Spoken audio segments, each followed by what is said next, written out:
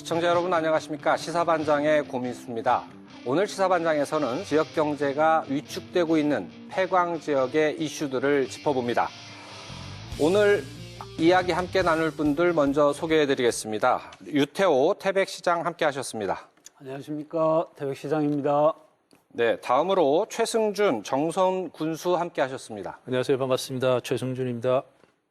네, 나철성 강원평화경제연구소 소장님 함께 하셨습니다. 반갑습니다. 자, 오늘 우리가 다룰 이슈는 폐광 지역의 현안들입니다. 그런데 폐광 지역의 현안 하면 가장 먼저 우리가 떠올릴 수밖에 없는 게 이 폐특법 개정과 관련된 문제입니다. 폐특법의 핵심 내용이 무엇인지 먼저 살펴보고 가야 될 텐데 나 소장님 이 부분에 대해서 좀 설명을 부탁드리겠습니다. 예, 아무튼 많은 우려가 있었습니다. 1995년도부터 폐특법이 실시가 됐지만 계속 두 번에 이어가지고 연장되지 않았습니까? 네. 현재 진행대로 한다면 2025년 한 4년 정도 남았는데요. 12월 31일 날 종료하도록 되어 있었는데요. 이와 관련돼서 지역민들의 우려가 많았고 또 우리 옆에 계시지만 우리 군수님을 비롯해서 국회의원들까지 함께 나서가지고 정말 똘똘 뭉쳐서 싸웠다라고 하는 표현이 맞을 것 같은데요. 네. 여러 가지 평가의 지점이 있겠지만 그럼에도 불구하고 20여 년 동안 연장을 이뤄냈고 네. 또한 현재 납부 기금 같은 경우에도 현재 산출률보다는 한 60% 증액된 전체 매출액의 한 13% 정도를 획득하는 이러한 부분들이 법안의 개정안에 관철되어 있기 때문에 향후에 지역이 안정적으로 발전을 모색할 수 있는 기반은 마련됐다라고 이렇게 좀 평가할 수 있겠습니다. 이 개정된 폐특법에 대해서 어떻게 평가를 하시는지 두 분 지방자치단체장님의 의견을 좀 여쭙게요. 먼저 최 군수님께 여쭤보겠습니다. 저희들 폐광 지역에서는 이번에 10년 연장하는 것도 가능하지 않을 것으로 봤거든요. 네. 워낙에 중앙의 정치권이나 다른 지자체에서 내국인 카지노를 이제 설치하려고 하는 욕구가 강해가지고 네. 그래서 저희들은 표면적으로 시효 폐지를 주장했지만은 최종적으로 10년 연장안이라도 얻으면 그것도 성공이다. 이렇게 예상을 했었는데 네. 기대 이상으로 20년 연장의 효과를 또 얻어냈고 20년 이후에도 네. 폐특법의 목적이 달성되지 않으면은 다시 또 연장할 수 있는 그 기반을 문안에 또 삽입이 돼 있기 때문에 네. 사실상의 시효 폐지나 마찬가지의 효과를 얻었다고 이렇게 보고 있고요. 이 폐특법 개정을 위해서 우리 폐광 지역의 정선의 공추위나 태백의 현대이나 또 각 시군의 그 번영회 중심으로 많은 노력을 했었고 또 시장 군수들도 연대해가지고 노력을 했고 최종적으로는 국회에서 공교롭게도 양당의 그 상임위 간사가 네. 여야의 간사가 우리 폐광 지역 출신이어서 큰 도움이 됐던 것 같습니다. 네. 유 시장님께서는 어떻게 평가를 하십니까? 이번 개정된 폐특법에 대해서? 아쉬운 점이 사실 있는 건 맞는 것 같습니다. 뭐냐면 관광기금이나 국세로 가져가는 네. 그런 정부에서 가져가는 것하고 또 폐광 지역에 네. 배분되는 이 폐기금하고 이 비율을 살펴보면 국세로 가져가는 게 훨씬 더 많거든요. 네. 폐광 지역의 경제 진흥을 위해서 만들어진 폐특법에 의한 폐기금인데 네. 아직도 많이 이 금 액수에 비해서는 참 부족한 측면들이 많다 네. 하는 거고요. 또 하나는 사실 20년 연장되면서 장기적이고 또 안정적으로 이런 최소한의 기반들은 좀 마련이 됐다라고 볼 수 있지만 그동안 폐기금을 집행하고 운영하고 해오면서 생겼던 여러 가지 문제점들 또 그 지적들을 극복할 수 있는 방안들을 좀 담아줘야 되는데 예를 들면 각 지자체별로 개별 각계 약진해서 여러 가지 사업들을 좀 해오던 것들이 지금까지 사실 여러 가지 좀 문제가 있고 그 효과를 제대로 발휘를 못했다 하는 비판들이 많이 있었거든요. 네. 그래서 그동안 계속 좀 주장을 해왔던 게 폐광지역 경제개발센터라고 해서 정부에서 주도하는 폐광지역 전체의 개발 계획을 새로 세우고 또 입안도 하고 이럴 수 있는 좀 종합적인 네. 이런 기구가 좀 필요하다 하는 이런 요구들도 사실 지역에서 계속 좀 해왔었거든요. 근데 네. 이런 게 담겨지지 못했다는 거죠. 이런 부분에 있어서는 좀 아쉬운 측면들도 상당히 좀 있는 것 같습니다. 이번에 상당한 성과임에도 불구하고 이게 안정적으로 이게 진행될 것이냐라고 하는 것들은 여전히 과제로 남아있다고 보이는데 어떤 점에서 지난 10월 달에 제주도에서 제주도 의회에 제출한 용역 보고서를 본다고 한다면 조만간에 단기 시일 내에 제주도 안에 내국인 카지노를 개방하는 것들이 실제 영업 이익과 활성화를 위해서 필요하다라고 하는 그런 공식적 입장을 내놨거든요. 네. 뭐 계속 있었던 입장이긴 하지만 이러한 요인들이 최근에 현재 코로나랄지 외국 이 그 관광객의 급감으로 인해 가지고 존립 자체를 위협받는 상황들이 계속적으로 나오고 있는 상황들에서 계속적으로 이 현재 폐강 지역에만 이러한 말 그대로 특례 조항들을 계속적으로 둘 것인가라고 하는 부분들은 향후에 있어서의 아마 폐강 지역도 우리가 이제 20년 동안 기한이라고 하지만 이것들은 언제든지 법 조항만 한 줄만 바꾸면 되는 거거든요. 한 줄이 아니라 단어 하나죠. 내국인이 아니라 외국인도 이용할 수 있다라고 하는 조항들만 삽입을 하게 될 경우에는 얼마든지 타 지역에서도 운영할 수 있기 때문에 이른 시일 내에 우리 나름대로의 성과를 공고히 해야 될 중대한 과제가 또 한쪽에는 있다라고 하는 것들을 좀 유념해 둬야 될 것 같습니다. 그 관련해가지고요. 앞에서 말씀드린 것처럼 폐광 기금이라고 하는 게 오랜 세월 일단 그 폐광 지역에 지원이 됐어요. 그런데 나 소장님께서 보시기에는 이 폐광 기금이 이 폐광 지역 개발 지원에 어느 정도 기여했다고 보시는지 여쭤볼게요. 이 기금, 이 법의 목적이라고 하는 것들이 현재에 있어서의 폐강으로 인한 지역의 지능 산업들을, 대체 산업들을 육성을 하고 주민의 삶의 질적인 보장을 위해서 만들어졌다라고 이렇게 취지가 나와 있거든요. 네. 그런 견지에서 보자고 한다면 대체 산업을 육성했다라고 하는 부분들 같은 경우는 기간 20년 동안 강원랜드를 제외하고 내놓을 만한 것들이 마땅히 보이지 않기 때문에 네. 상당히 좀 실망스러운 부분이다라고 하는 것들을 말씀드릴 수 있겠는데요. 네. 1차적으로 폐강 기금이 이 4개 시군에 미쳤던 영향은 절대적이다라고 볼 수밖에 없는 거겠죠. 실질적으로 본다고 하더라도 1997년부터 2017년까지 한 20년 동까지 폐강기금 포함해서 군비, 시비, 국비가 투여된 게 한 3조 7천억 원이나 되고 하는 네. 막대한 기금이 이제 투여가 됐거든요. 그 안을 보자고 한다면 한 40%가량 같은 경우는 지역의 도로 보수랄지 아니면은 개선 사업일지 SOC 사업에 주로 들어갔고 네. 나머지 사업 같은 경우에도 실제 주민의 삶을 향상시키는 부분들이 상당수가 쓰였는데요. 내용 보자고 한다면 잘 아시는 전국 최초죠. 이 군립병원, 정선에 있는 군립병원을 그 기금으로 해가지고 건립이 됐고 네. 또 도서관 건립이랄지 또 이 중소상인들 같은 경우에는 이 저리로서 융자를 통해 가지고 새롭게 영리 활동을 할 수 있는 부분들까지 신협의 역할까지 담보를 했던 것들이죠. 이런 역할들을 한 것을 봤을 때 상당한 역할을 했던 것이고 정성군 같은 경우에는 아마 전체 자체 예산에 강원랜드와 폐기금에서 나오는 이런 부분들이 한 50%가량을 차지할 정도로 막대하다라고 한 것들을 봤을 때 향후에 이러한 기금들을 어떻게 활용하냐에 따라서 정말로 이 지역의 미래가 여전히 달라질 수 있다고 하는 부분들이고 또 이번에 개정안이 되면서 상당 부분이 징역이 됐기 때문에 더욱더 그런 가능성이 높아졌다라고 하는 부분들인데 하지만 또 우려가 되는 부분들은 어떤 것들이냐면 현재 20년 동안 이 4개 지역에서 실시했던 핵심 시책 과제들 살펴본다고 한다면 대부분 성적표가 좋지 않거든요. 어떤 면에서 가장 안 좋게 평가를 하십니까? 잘 알고 있지만 나쁜 기억이지만 꺼내도록 하겠습니다. 네. 전국 그 공공기관 최초의 파산의 위협까지 내버렸던 태백 오토리조트 네. 사업 같은 경우에는 한 전체 투자비의 한 16%나 건졌을까요? 매각 당시에. 근데 이것뿐만 아니라 영월 동광 시스타 같은 경우에는 이 역시도 매각됐습니다. 하지만은 매각 시까지 단 한 푼의 영업이익도 내지 못하는 정말 초라한 성적을 냈던 것들이고 현재 강원랜드 같은 경우는 상당히 위기에 있습니다. 현재 2천억 정도의 투자를 하고 출자기관에 각종 이 지원을 해가지고 사업을 벌였는데 대표적인 게 하이원 엔터테인먼트 추추 파크 이런 데인데요. 여기 같은 경우에는 영업 손실률이 무려 현재 80%를 차지할 정도로 네. 이건 회사라고 볼 수가 없는 거거든요.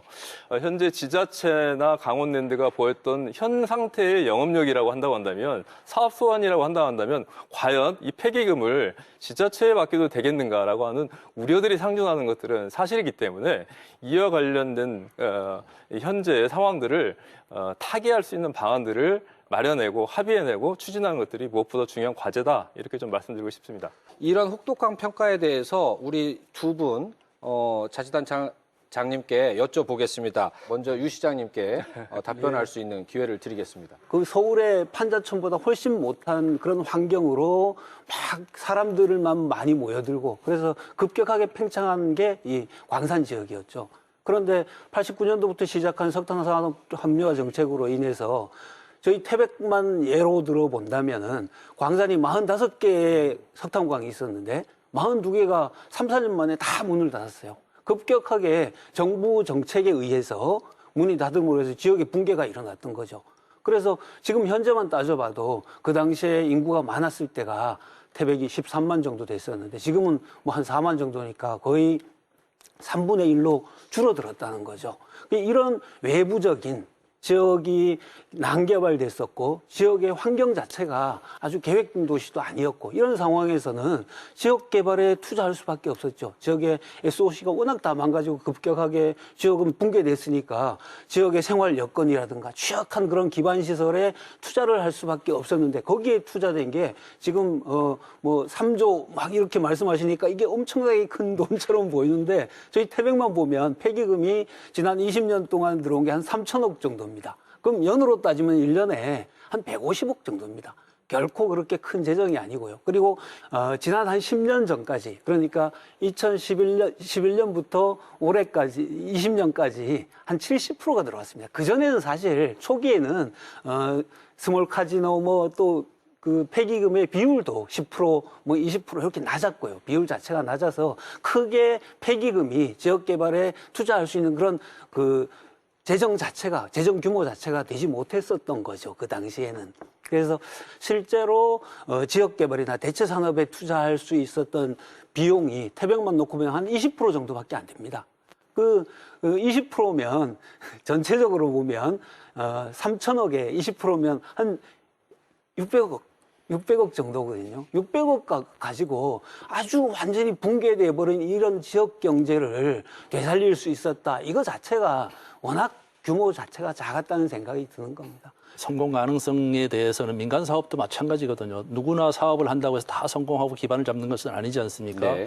그래서 뭐 태백의 오투라든지 영월의 동강시스타라든지 아니면 문경 화순 보련에도 유사한 사업들을 했다가 어떤 자리를 잡지 못하고 또 중도에 이제 포기하는 그런 사례들이 있지만은 네. 그건 충분히 저는 그럴 수 있다고 보여지거든요. 그리고 그 당시 상황에서는 무언가는 일자리를 만들기 위해서 어떤 그 기업을 유치를 하던가 또 아니면 직접 개발을 하던가 할 수밖에 없는 상황이었고요.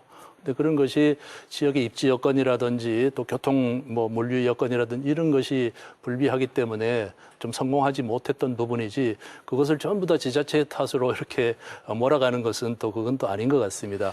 나름대로 최선을 다해서 노력을 한 부분은 있기 때문에 네, 그렇죠. 다만 이제 조금 아쉬운 것은 폐광 지역에 유사한 사업들을 중복해서 투자하다 보니까 경쟁력이 없어지는 거죠. 뭐 예를 들면 석탄 뭐 역사박물관이라든지 이런 것이 영월에도 있고 태백에도 있고 뭐 종설에도 있고 네. 그렇게 하다 보니까 이제 경쟁력이 떨어지는 부분 이런 사업들을 중재하고 또 컨트롤할 수 있는 타워가 필요하다는 점을 아까 유 시장님께서 말씀하셨던 부분이고요. 네, 관련돼서 간단하게만 좀 말씀드리면 한다면 뭐 불가피성들은 있었다. 초기 이제 사업을 진행하는 데 있어서 경험도 부족했던 것이고 또 여기 뭐 교통망이나 그 철도망 같은 경우 잘 구축되지 않았기 때문에 초기의 목적을 달성하지 못한 부분들에는 아쉬움이 있다 말씀하셨는데 그런 치고는 너무나 덩어리가 컸던 거거든요.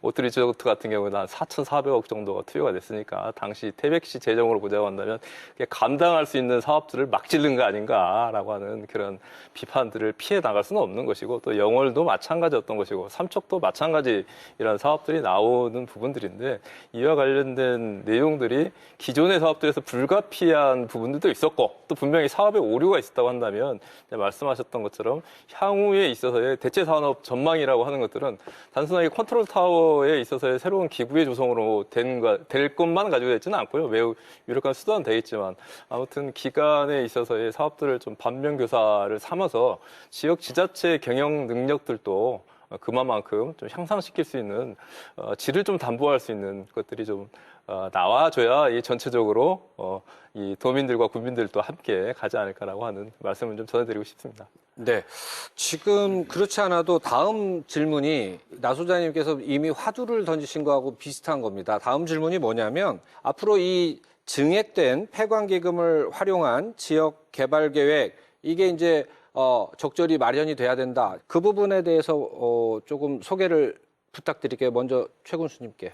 네, 그동안 이제 25년 동안 그 폐광 지역 4개 시군에서는 그런 기반 조성하고 도시 환경 정비하고 또 폐광 흔적 지우는 데 많은 이제 공적 자금이 투입이 돼서 어느 정도는 이제 도시 기반을 갖췄기 때문에 이제는 앞으로 이제 소멸 그 위험을 좀 둔화시키기 위해서라도 정주 의식을 좀 고취시킬 필요가 있거든요. 그래서 교육 그리고 의료 또 주거 환경, 그다음에 일자리, 또 문화 부분 이런 부분에다 좀 집중적으로 투자를 하고 또 차별화된 그런 복지 정책으로 어떤 외지인이 좀 유입될 수 있는 기반을 만들고 또 지역 주민들이 일자리를 찾아서 다른 데로 이렇게 계속 지속적으로 나가거나 하는 것을 좀 둔화시키고 좀 할 그런 부분에 좀 투자를 앞으로는 해 나가야 되지 않겠나 그렇게 생각을 하고 저희들 정선 같은 경우에는 지난해 그 코로나19로 인해서 강원랜드가 영업을 하지 못하면서 지역에 많은 그 어려움을 겪었거든요. 네. 그래서 단일 기업에 의존하는 지역의 상권 구조, 경제 구조를 좀 이제 바꿀 필요가 있다. 다변화해서 우량 기업을 좀 이전하게 하거나 아니면 또 스타트업 기업들을 유치를 해서 다양한 그런 산업 구조를 통해서 강원랜드가 위기 상황에 어떤 처하더라도 지역이 좀 타격을 좀 덜 받고 살아나갈 수 있는 그런 방법을 찾기 위한 데 노력을 좀 해야 되겠다는 생각을 갖습니다. 우리 군수님께서는 이제 말하자면 총론적 답변을 해주신 것 같아요. 그렇습니다. 강론이 네. 궁금한데 네. 한 가지만 여쭤볼게요. 네. 이제 그 대체 산업이라고 하는 게 결국에는 일자리 문제 아니겠습니까? 그러면 지금 뭐 스타트업 등의 예를 많이 드셨지만 자, 일자리를 늘리는 데 초점을 맞추시겠다. 네. 그러면 지금 혹시 계획하고 계시거나 네. 추진하고 계시는 사업이 당연히 많이 있죠. 있으면 예, 대표적으로 하나만 그 우리 정선군이 서울시 면적의 2배거든요. 네. 그때 86%가 산림으로 다 뭐 강원도 대부분이 그렇겠지만은 그래서 산림에서 이제 바이오매스라고 해가지고 산수각구기를 하거나 간보를 하거나 하면은 많은 그 산림 부산물이 나오는데 이것이 지금 다 버려지거든요. 네. 그러면서 또 이산화탄소를 배출하고 하기 때문에 그런 부산물들을 활용을 해서 에너지로 전환시키는 목재 펠릿 공장을 저희들이 그 저탄장 부지에다가 유치를 하려고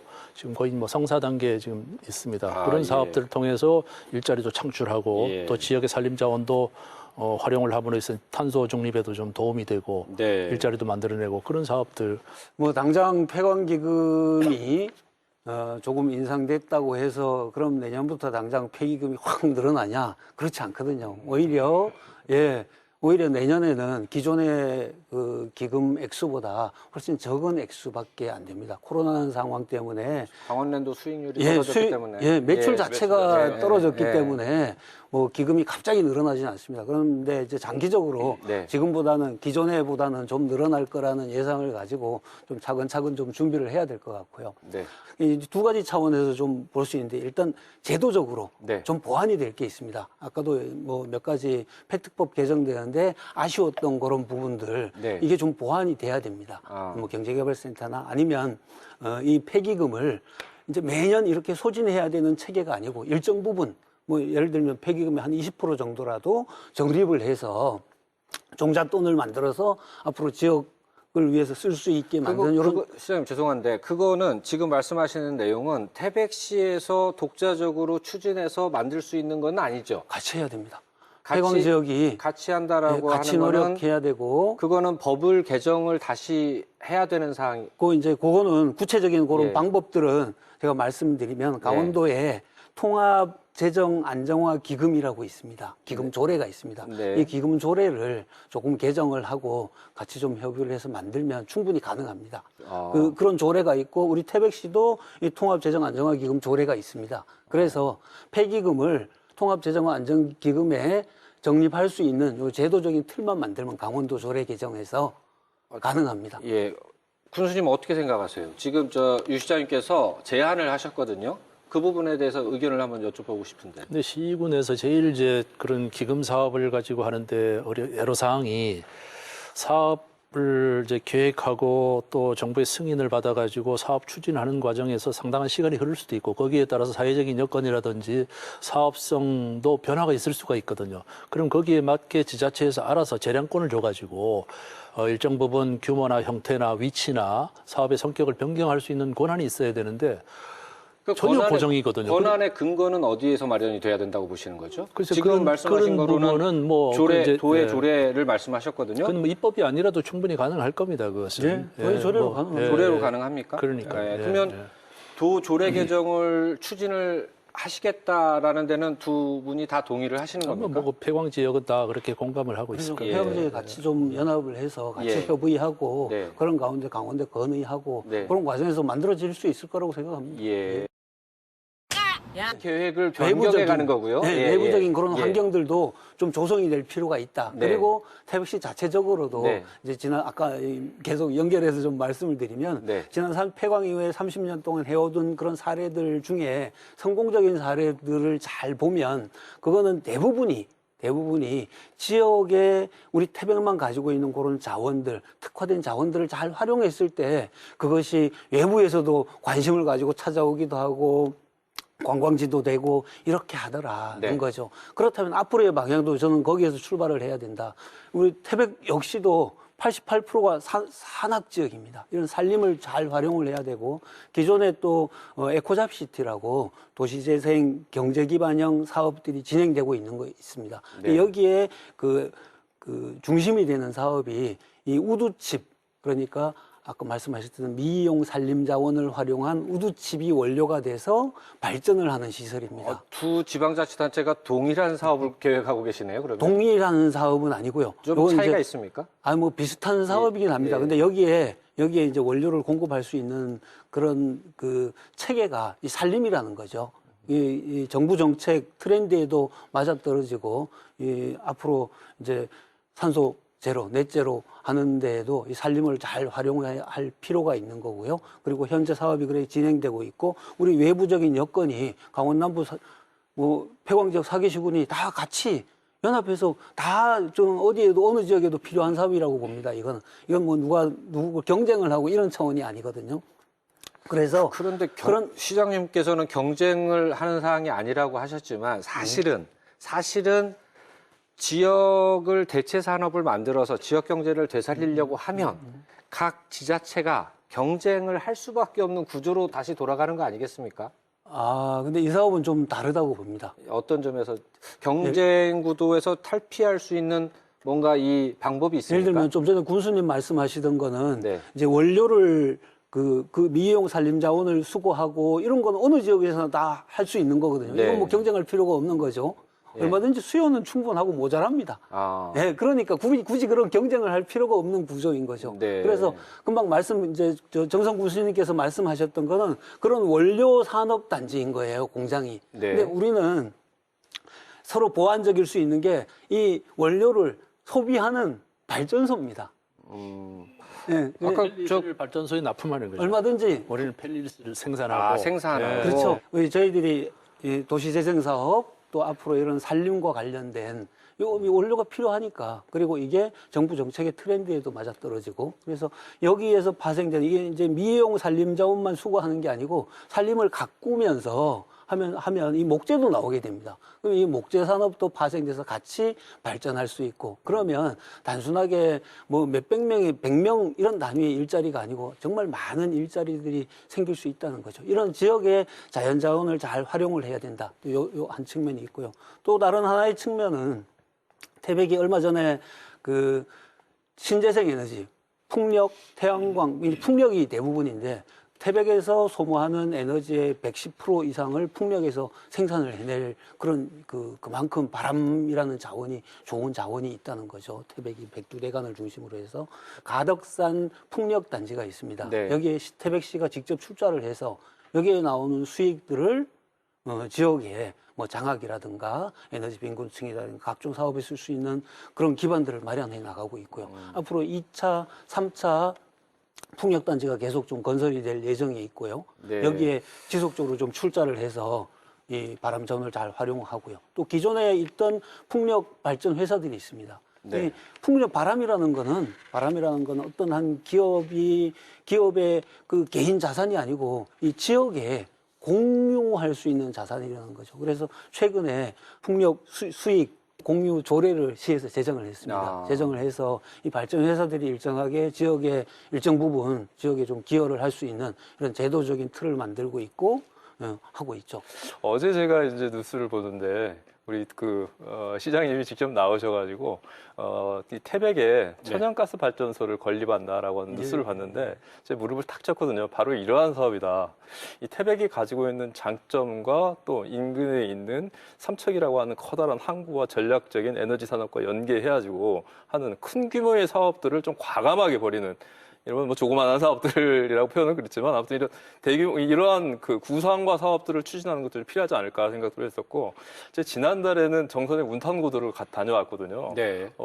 아마 산을 좋아하고 우리나라 백두대간을 관심 있어하는 분들이라고 한다면 이번 정상에서 벌였던 운탄고도 이 사업들을 상당히 주목해서 봤을 겁니다. 그래서 저는 저 같은 경우 다녀왔는데 다녀보니까 확실히 이런 정도의 가치와 내용을 가지고 있는 그 자원이 강원 남부의 백두대간에 있는데 이런 것들을 왜 이제까지 제대로 활용하지 않았을까라고 하는 오히려 트렌디한 사업들이었는데라고 하는 오히려 오트 리조트나 그 동강 시스타보다도 이러한 사업들을 우리 실정에 맞고 우리 이것들을 최적화할 수 있다고 한다면 많은 성과가 있지 않는가 그런 생각을 해봤었거든요. 그러면서 동시에 좀 제안드리고 싶은 건 뭐냐고 한다면 현재 대통령 선거가 있는데 이 여야 각 당에서 현재 강원도당에서 제안을 하고 있는 사업들인데 그 중에서 좀 아쉬운 분들이 뭐냐면 실제 알맹이가 없는 부분들이 많이 진행이 되거든요. 특별자치도 여야 간에 전부 다 요구를 하고 있긴 한데 저는 오히려 강원 남부 같은 경우에는 특히 여기는 그 강원도는 산국 아닙니까? 그리고 특히 이 강원 남부라고 하는 것들은 우리나라에 엄청난 백두대간의 보고인데 그런데 산림청과 산림 관련된 기관 같은 경우는 오히려 강원도나 강원 북부에 있는 게 아니라 전부 경상 북부에 있거나 아니면 아직도 중앙에 있는 거거든요.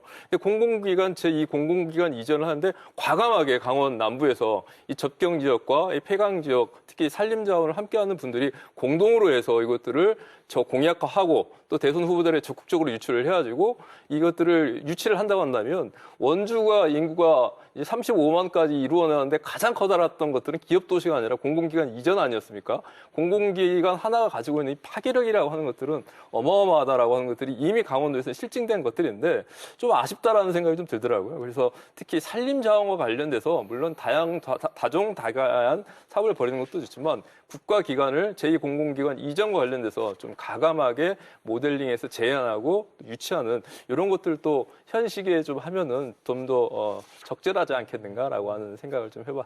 폐특법 관련해서 논의는 여기서 좀 정리를 하고요. 다음 이슈로 한번 넘어가 보겠습니다.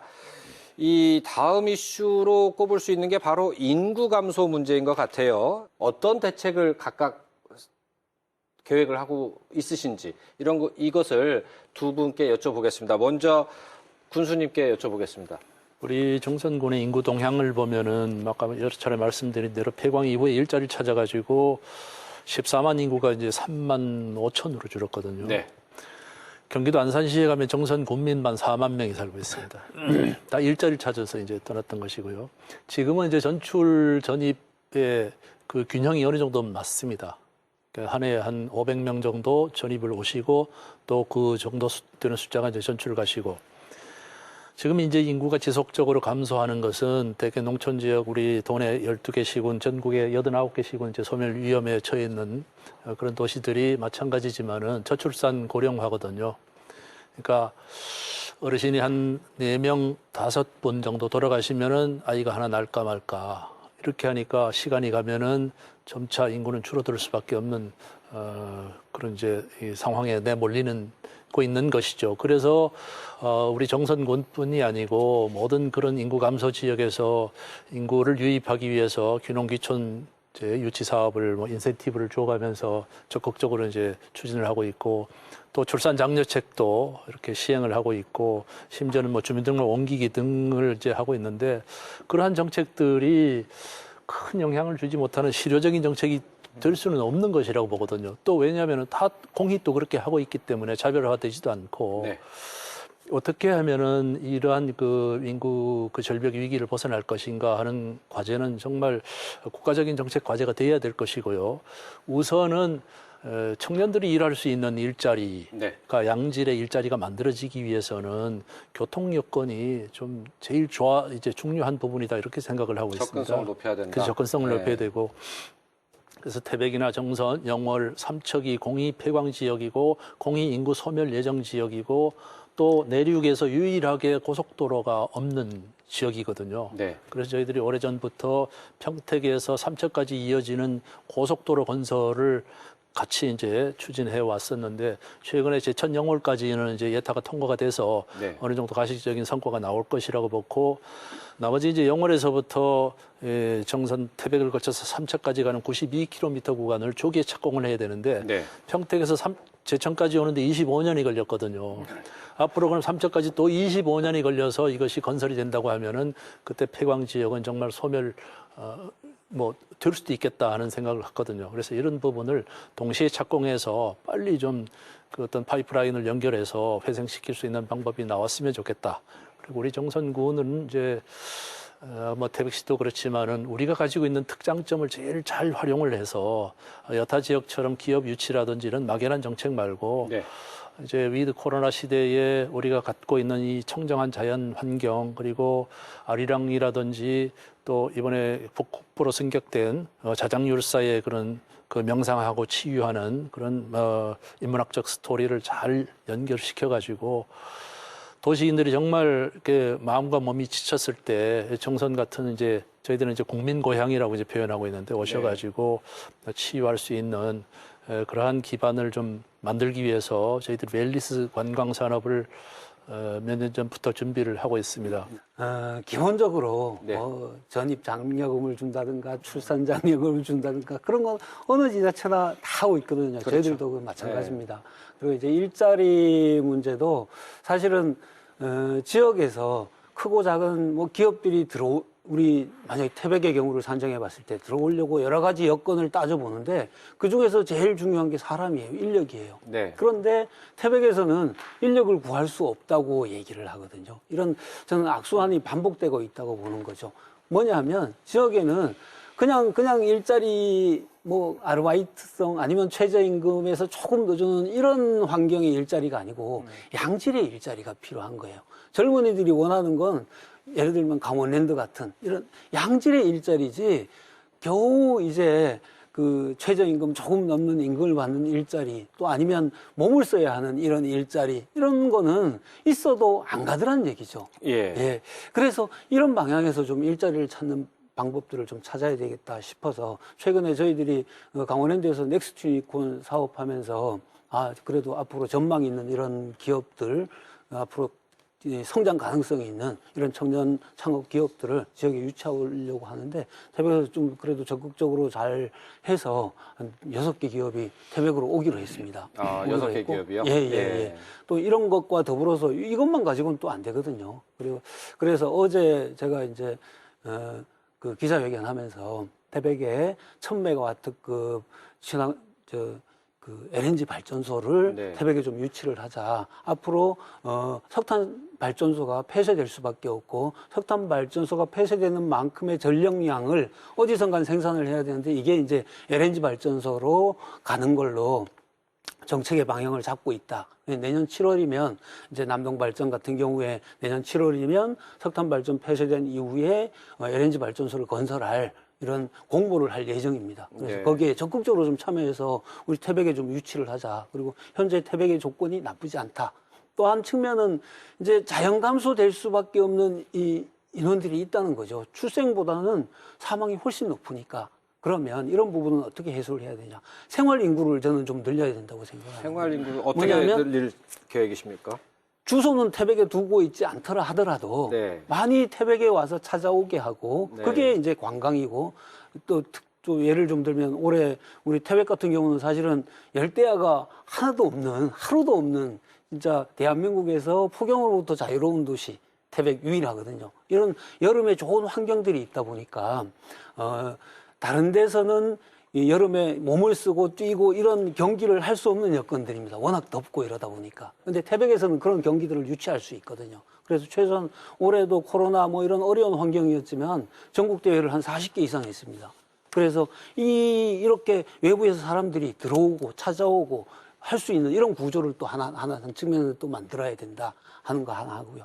또 하나는 지역에 지금 살고 계신 분들, 네. 살고 계신 분들이 떠나지 말아야 되거든요. 그러려면 아까 말씀하셨던 것처럼 의료나 교육이나 진짜 다른데 안 가도 우리 태백에서 충분히 그런 문화든 예술이든 의료든 이 욕구를 좀 충족시켜 줄 수 있는 안정적인 이런 기반들도 하루빨리 좀 만들어야 되겠다 하는 이런 측면으로 해야 이 다방면인 대책을 세워야 지역의 인구가 더 이상 감소를 안 하고 네. 좀 유지라도 해나갈 수 있지 않을까 하는 생각을 합니다. 예.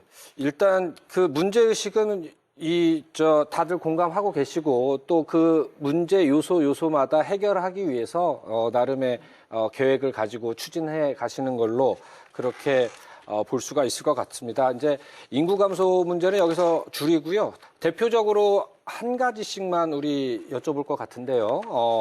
지금 정선에서 또 많은 관심을 갖고 있는 주민들이 많은 관심을 갖고 있는 게 이런 게 제기가 되고 있어요. 산업 폐기물 매립장 관리 예. 이거 관련해서 환경오염 우려하는 목소리 있는데 이 문제까지만 여쭤보겠습니다. 그 산업 폐기물은 전국 산업 현장에서 어쩔 수 없이 배출되는 그런 최종 폐기물을 어디엔가는 대한민국 어디엔가는 처리하는 시설이 있어야 되는 것은 이제 공감을 하는데 네. 이것이 이제 민간에다 위탁을 하기 때문에 그 어떤 사업 목적을 가지고 무분별하게 그런 것을 시설을 하고 또 관리도 이렇게 안정적으로 하지 않기 때문에 많은 위험이 상존하고 있는 것이거든요. 네. 우리가 정선에서 광역 쓰레기 매립장이나 하수 처리장 같으면 우리 지역에서 우리 국민들이 사용하는 그런 쓰레기를 소각하는 것이니까 국민들이 정서적으로 다 수용을 하거든요. 네. 그런데 이것은 정선하고 상관이 없는 전국에서 발생하는 모든 산업 폐기물, 23종류의 산업 폐기물을 하루에 800톤이나 되는 어마어마한 양을 정선에다 갖다가 매립하겠다고 하는 이 시설을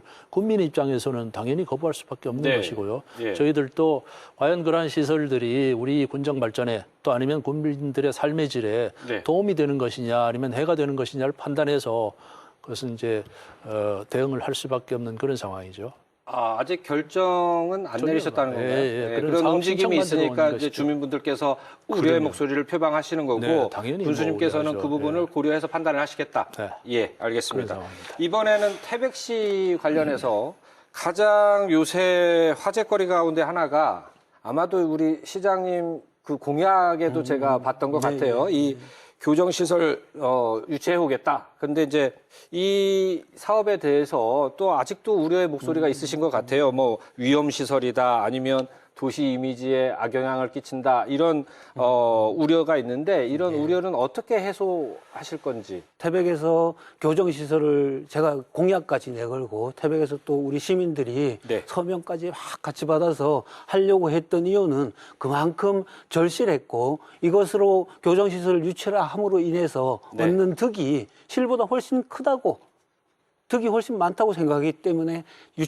운동을 했고 지금까지 해온 거거든요. 네. 그리고 실제 사례들을 보면 청송에는 교정시설이 4개나 있습니다. 네. 근데 거기 뭐 완전히 그럼 범죄 천지가 돼야죠. 전혀 그렇지 않거든요. 대도시마다 교도소 없는 동네가 없습니다. 네. 그럼 그 동네는 다 범죄 천지고 뭐 도시 이미지가 다 망가졌고 그런가요? 아니거든요. 오히려 이 교도소를 서로 유치하려고 하는 이런 지경에까지 와 있거든요. 그래서 예. 혹시라도 그런 우려가 있는 부분들은 충분히 설명하고 또 설득하고 이해를 시키고 또 실제 상황들 우리 주변에 영월이나 속초 가면 최근에 지어진 교도소들이거든요. 예, 교정시설들. 근데 영월 제가 우리 하기 전에 영월 교도소도 가서 갔다 왔는데 그 앞에 집을 짓고 있는 사람은 오히려 훨씬 더 안전하답니다.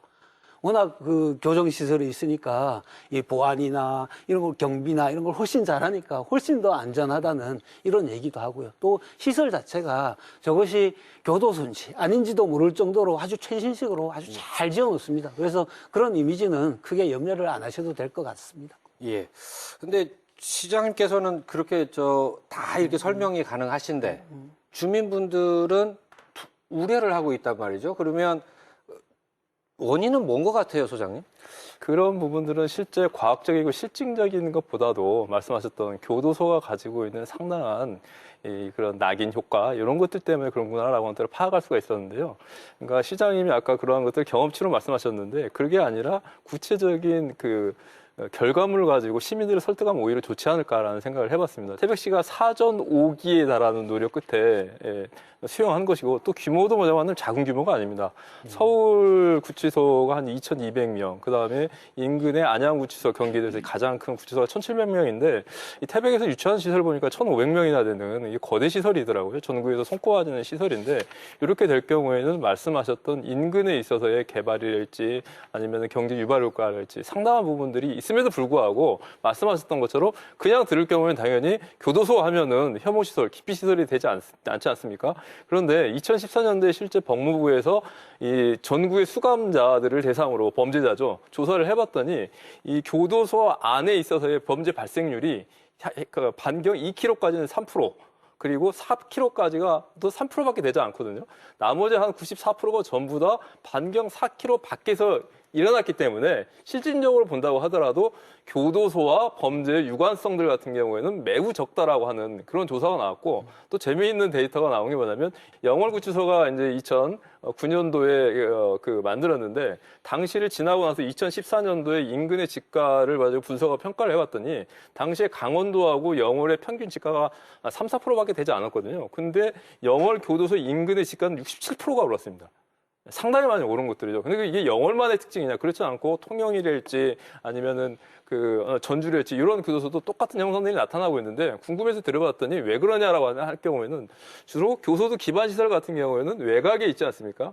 그러다 보니까 여기에 뭐냐면 간접 그 교통망이 들어가게 되고 가스가 들어가게 되고 전력이 들어가고 더 많은 것들은 여기 많은 사람들이 이제 방문을 하다 보니까 인근의 유휴시설에 숙박시설과 식당이 나오게 되면서 더 나아가서는 이와 연관된 지자체 같은 경우에는 힐링이랄지 요양시설까지 구축을 하게 되면서 새로운 다운타운이 형성되는 이러한 부대 효과들을 노릴 수 있다라고 하는 것들을 파악을 했었는데 부대 효과로는 여기에 이제 수감뿐만 아니라 교도관들이 돼야 되기 때문에 상당한 인력들도 정주해야 되는 이러한 상황들이거든요. 그렇기 때문에 제가 볼 때는 한 걸음 더 나아가서 태백에서는 이것들에 대한 평가에 거기서 논쟁이 있을 부분들은 없을 것 같고요. 오히려 좀 더 태백시가 가지고 있는 도시발전 계획에서 이거를 중심으로 이걸 한 축으로 해서 인근에 있어서의 향후에 어떠한 도시 한 구역 모형들을 구축할 것인가라고 하는 좀 더 중장기적 계획을 가지고 설득을 한다고 한다면 더 많은 시민들이 적극적으로 좀 나서지 않을까라고 하는 그런 제안도 좀 드리고 싶습니다. 그 문제는 시민분들과의 소통인 것 같습니다. 좋은 뜻과 좋은 계획을 갖고 있어도 그것들을 시민들께서, 주민들께서 충분히 이해하지 못하신다면 여전히 갈등은 만들어질 수밖에 없다. 그런 측면에서 소통을 좀 강화하시면 어떨까 하는 제안을 좀 드리고요. 자, 긴 시간 많은 이야기를 나눴습니다. 그런데 시간이 다 됐지만 짧게 앞으로 이 폐광 지역 미래를 어떻게 꾸려가겠다라고 하는 청사진을 1분씩만 짧게 말씀을 좀 부탁드리겠습니다.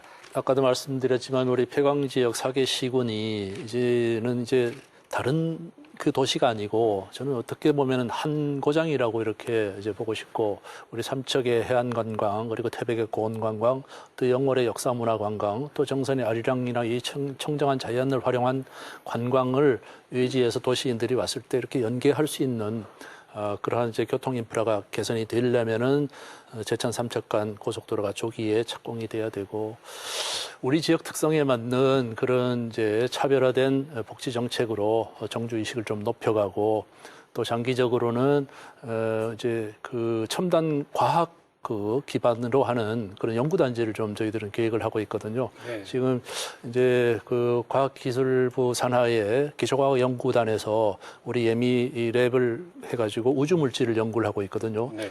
또 하나는 삼척탄자의 수직갱도 시설을 활용해가지고 무중력 상태에서 인체의 이 체질 변화를 가지고 연구해서 의학에 도움을 주는 그런 우주 의학 연구 개발이 지금 또 우리 정선에서 시작되고 있기 때문에 이러한 산업을 기반으로 해서 청정한 이제 그 미래 먹거리를 또 만들어내고 가리왕산 알파인 경기장을 기반으로 해서 국가 정원을 한번 이제 시도를 해보려고 네. 그렇게 준비를 하고 있습니다. 네. 저는 지금이 전환기라고 생각합니다. 폐광 지역 전체가. 이제 과거의 30년을 제대로 돌아보고 앞으로 진짜 100년의 먹거리를 이제는 안정적으로 제대로 된 방향으로 비전을 가지고 만들어야 되는 그런 시기라고 보고요. 앞서 말씀드린 것처럼 지역의 자원들, 강점들을 최대한 활용해서 이렇게 자연하고 인간, 산업이 잘 좀 어우러지는 이런 폐광지역 4개 시군이 좀 돼야 되겠다 싶고요. 또 거기에는 지금처럼 과거처럼 한 가지 산업만이 아니고 정말 다양한 산업들이 막 어우러져서 관광이든 스포츠든 또 크고 작은 기업들이 어우러지고 또 폐광지역 4개 시군이 정성 교수님 말씀하신 것처럼 잘 어우러져서 이렇게 같이 번영하는 이런 폐광지역의 미래를 좀 꿈꿔봅니다. 예. 폐광 지역의 이슈를 짚어봤습니다. 오늘 많은 내용을 다루었는데요. 일단은 정리를 하면 이런 것 같습니다. 폐광 지역이 각자 도생이 아니라 연대해서 뭔가 새로운 먹거리도 창출하고 일거리도 창출하고 개발을 도모하기 위해서 많은 노력을 하고 있다. 시청자 여러분들께서는 어떻게 보셨는지 모르겠습니다. 시사반장 오늘은 여기까지입니다. 다음 시간에 뵙겠습니다. 고맙습니다.